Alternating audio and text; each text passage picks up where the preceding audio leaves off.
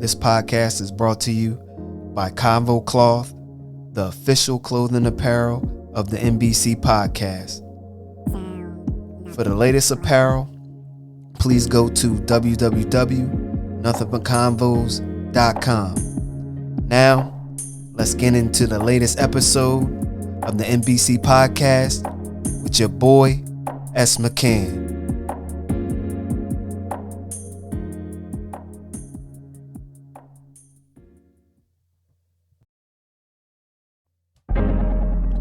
What's good, people? Nothing like it. It's the NBC podcast with your boy, S. McCann. And this is episode 21, Eagles Week 4 review. And in this week, we got smoked once again by those Chiefs. Andy Reid came to town and they put a whooping on us. But to me, that defeat wasn't that bad because we had self-inflicted wounds.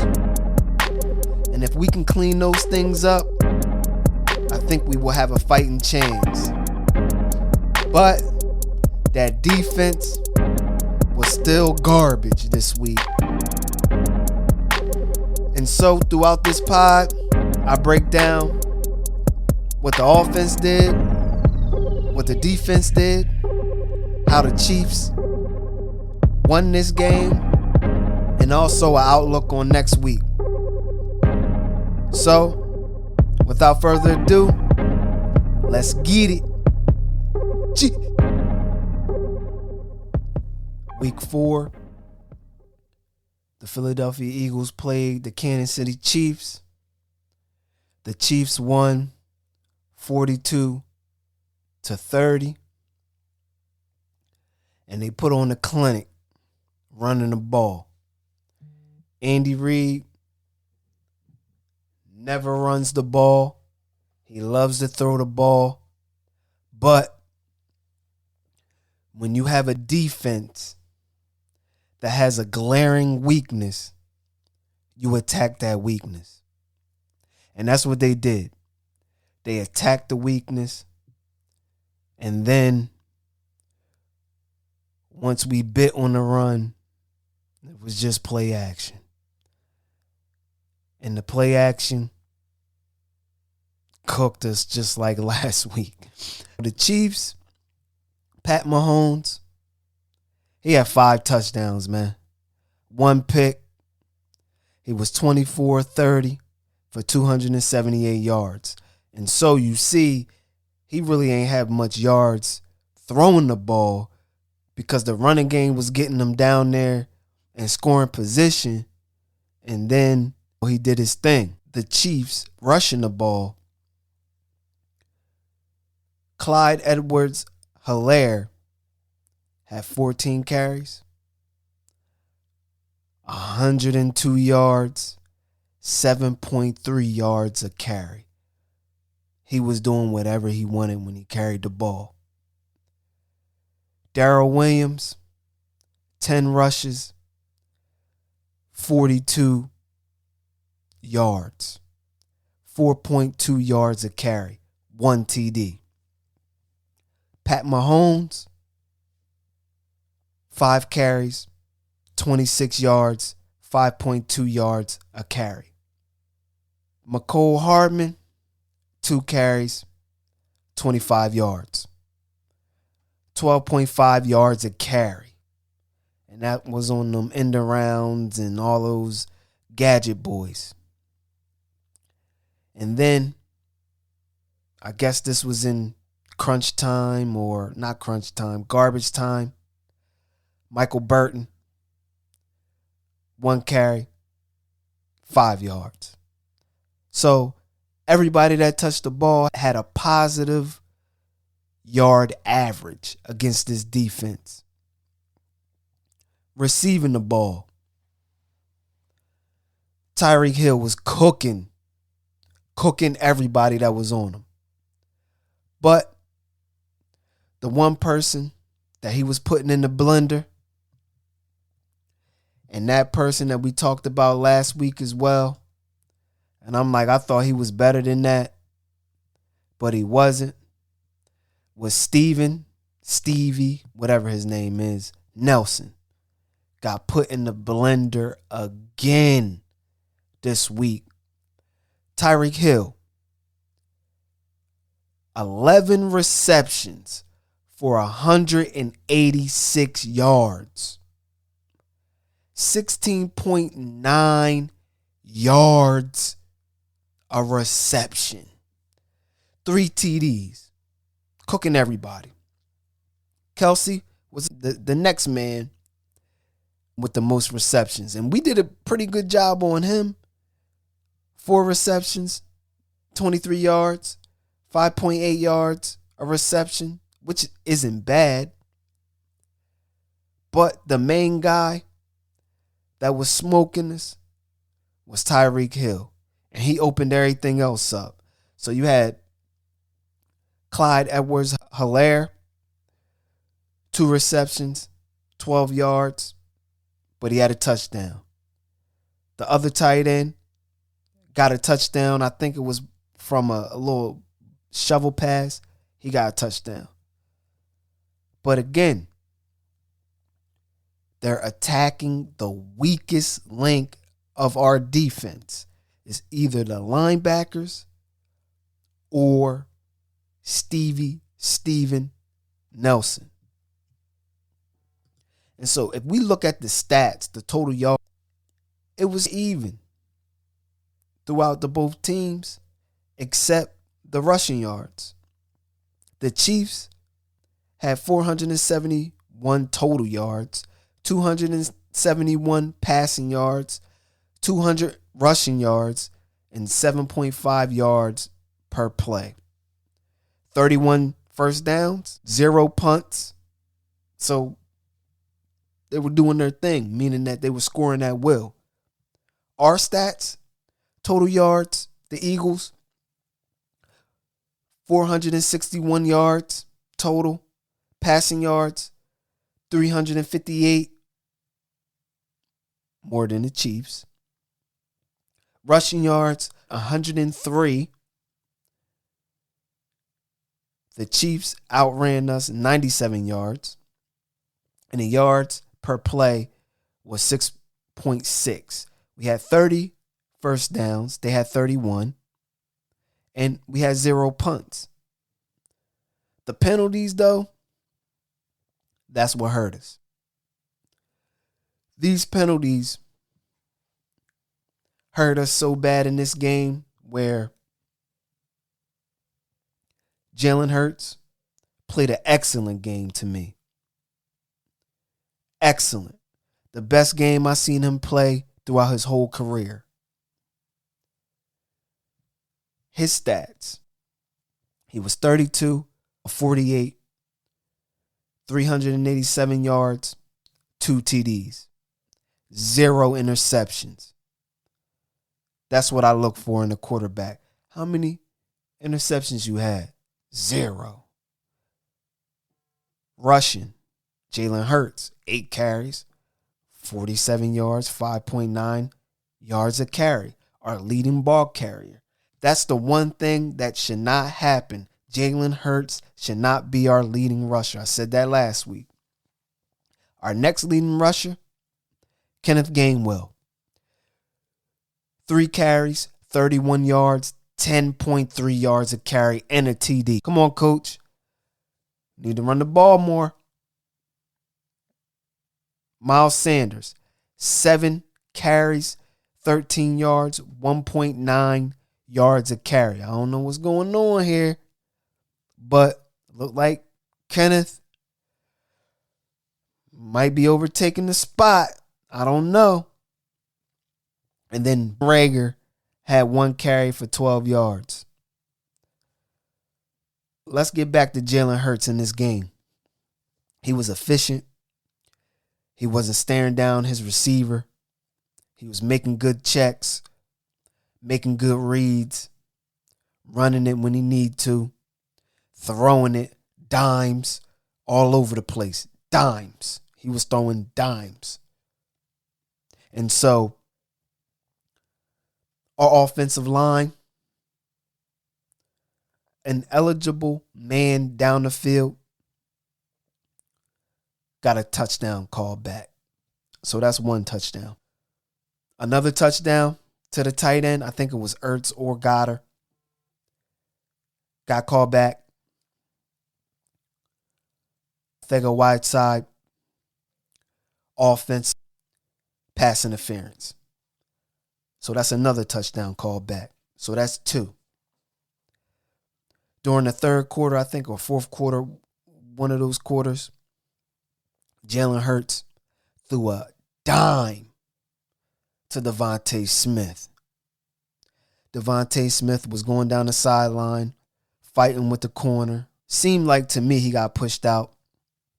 But this touchdown got called back because they said that the receiver touched out and he couldn't have been the first person to catch it, and he didn't reestablish himself for the touchdown. So that got called back. That's 3 touchdowns. On top of that, had to be like a 50, 60-yard throw. So he would have 400 plus yards and 5 touchdowns. And nobody would have said anything about, oh, his job is in jeopardy. Because I seen a couple articles that said his job was in jeopardy. Come on, man. How is his job in jeopardy? He's a young quarterback learning. It ain't his fault his defense is trash. It's not his fault. This man is going to go through some growing pains where he ain't going to hit all his checks. He ain't going to hit the wide open receivers sometimes because of pressure and all of that. I just seen a quarterback last night didn't hit a wide open receiver, overthrew him. Matthew Stafford. Ain't nobody saying nothing about him. They just said, oh, he missed that. Oh, quarterbacks miss throws and all of that. But when Jalen Hurts missed a throw, it's, oh, he can't miss that. He should have made that throw. Come on, man. Throws will be missed in the NFL. Everybody is not perfect. But in this game, if those 3 touchdowns did not get called back, it would have been a lot of people like, oh, Jalen Hurts, the truth. Jalen this, he had 5 touchdowns, 400 yards. And we could have probably won that game, maybe. But that's how the tides turn. When you have mistakes in the NFL, you can't have mistakes. Little mistakes can cost you the game. It can cost you. It cost us 3 touchdowns. And it wasn't Jalen Hurts' mistake. He executed the play. It's not on him. But like I said again, he's a young quarterback. He's still going to learn. He has an arm. His arm is not candy. And he's getting better touch on the ball. He's locating his receivers. He's anticipating. He's doing a great job out there. So my next assessment on the offense, Devontae Smith. Devontae Smith was cooking. He had 7 receptions for 122 yards, 17.4 yards a reception. He was cooking out there. His routes was crispy. He was coming back to the ball. The ball was anticipated to be right there, and he caught the ball. The only knock was, I thought he got pushed out, but the only knock was on that touchdown throw that he stepped out on, that he could have gave himself a little bit more space on that outside boundary. But all in all, them two young players playing together, getting this experience, man, it's going to be a sight to see. I'm telling y'all. If you let these 2 players, Devontae Smith and Jalen Hurts, grow together, oh my goodness, they're going to be something nice. Zach Ertz receiving out there, 6 receptions, 60 yards, 10 yards per reception. Think he got a touchdown call back too. Cooking. Kenneth Game, that's what we needed the offense to do. Give Jalen Hurts a safety valve coming out of the backfield or over the middle. That's how you keep the drives going. If he got that check down every time, if nothing else open, but Kenneth Gainwell is open over the middle, you make that play every time. You just going to drive the offense down the field. Got to do that. Dallas Goedert, 5 receptions, 56 yards, 11 yards per reception, 1 TD. Cooking. Those two tight ends, man, they need to be more involved in the game so you can just open it up on the outside. Miles Sanders did his thing for the receptions that he got. 3 receptions, 34 yards, 11 yards per reception. Quez Watkins, we need to get this man the ball more. 3 receptions, 33 yards, 11 yards per reception. Greg Ward, this was garbage time. He had 1 reception, 15 yards, and 1 touchdown. Jalen Reagor, the bum. I say the bum because I be just playing around, but the stats speak for itself. The dude had 1 reception for 9 yards. You're supposed to be the second best receiver on the team. Not second best, but the second option. Second starter opposite Devontae Smith. First round pick. There's no way that you should have 1 reception in the game. That means you're not getting open. And so if you're not getting open, you shouldn't be our second receiver. We have to give Quez Watkins a look over there to start and stay in there the whole game. I really think that Jalen Reagor isn't an inside receiver. Gadget type dude, end arounds, get him in space, little short passes and stuff. But to be our second receiver opposite Devontae Smith, I don't think he can do that. My next assessment, the coach, he called a good game, offensive game. Coach Sirianni, this was one of his better offensive play calling games that we've seen this year.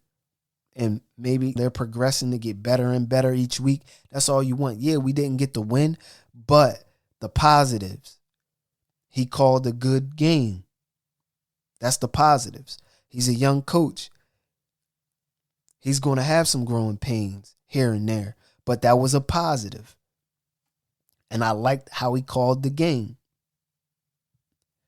The defense, my next assessment, this defense is bad, man. Really bad.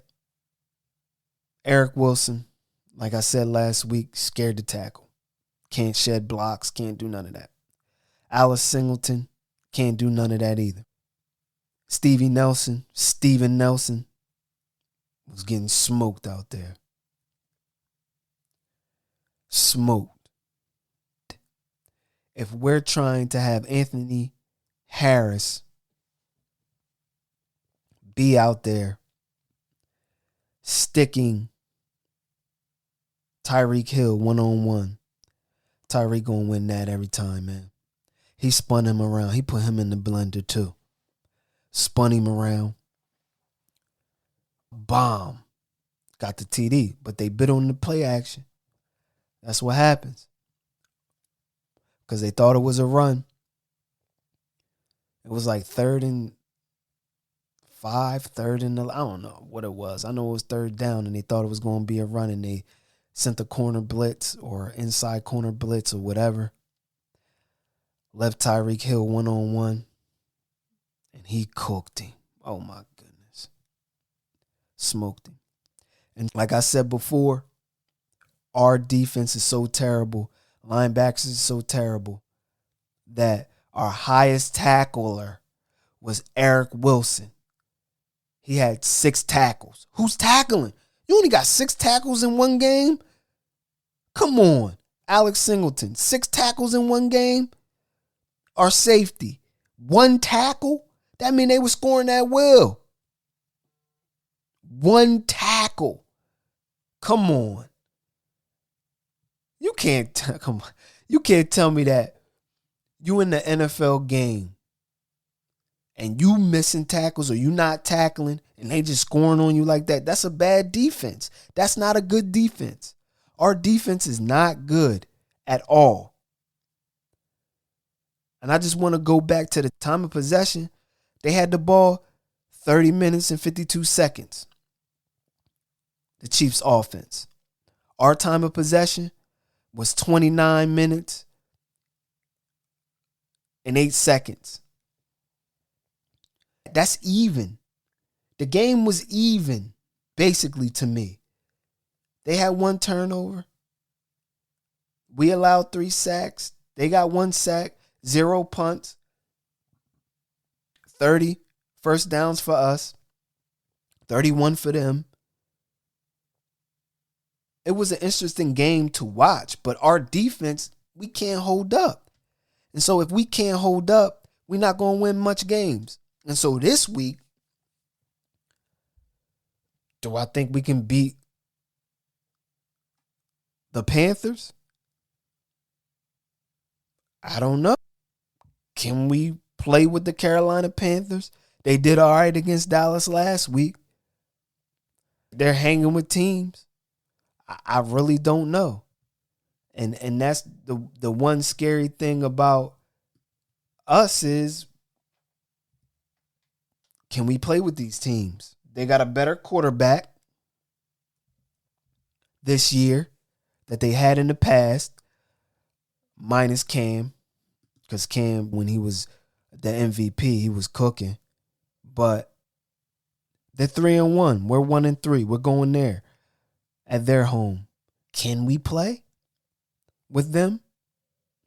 I'm thinking that it will be a good game because I think we can score. Yeah, they got a nice little D, but I think we can score points just because of this offense and the weapons that we have on the field. But are we going to stop them from running the ball? Because they're going to run the ball. Matt Rule's going to run the ball. Do you know that?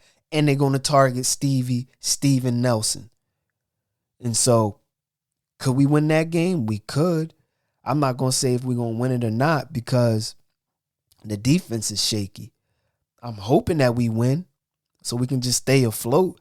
Then we'll be 2-3, and then we got the GOAT coming in, have a little bit of momentum when the GOAT comes to Philly, the Tampa Bay Buccaneers. Like I said, people, we just got to wait and see what this team is capable of. But I like the way that they're ascending up and not ascending backwards. Yeah, the penalties is going to get us every time, which that's going to happen with a young team. But minus those penalties, if you took out those penalties, Jalen Hurts would have had 5 touchdowns and 400 yards and 0 picks.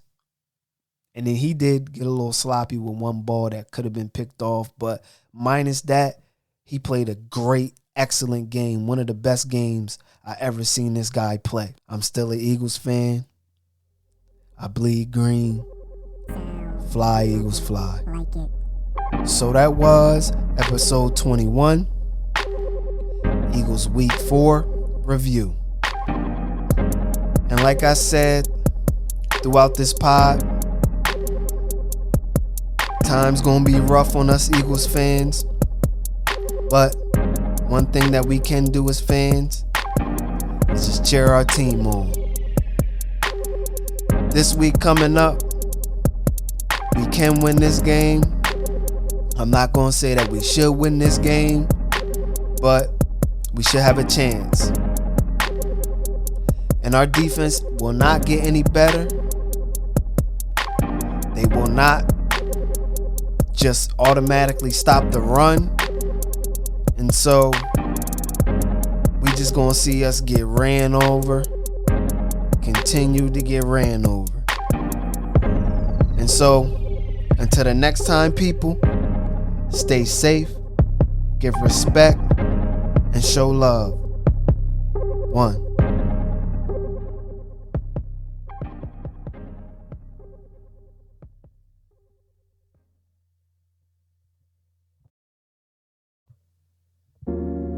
Make sure you go listen to all old and new NBC podcast episodes on all podcasting platforms.